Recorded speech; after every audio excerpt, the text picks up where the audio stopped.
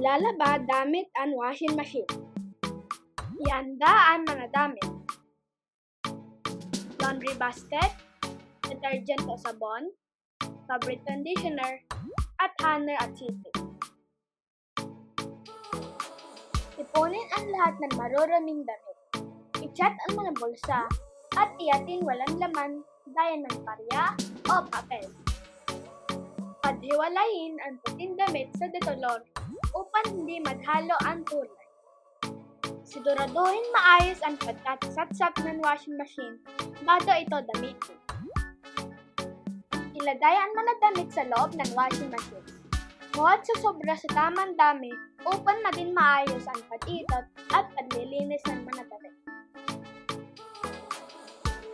Maglagay ng tamang dami ng detergent ayon sa dami ng damit.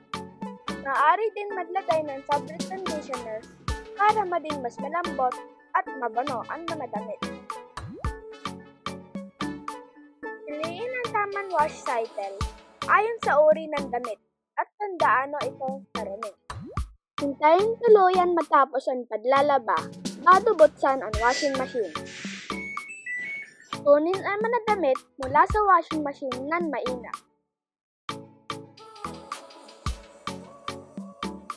Isampay ang mga damit sa sampayan upang mahaninan at maging tuyong-tuyo at maiwasan ang amoy tuyog.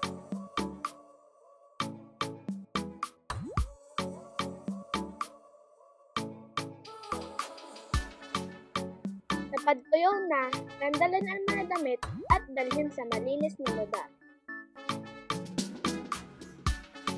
Maingat na titlupin ang bawat damit upang maging maayos at hindi dusot. Ilagay ang mga tinitlop na damit sa cabinet.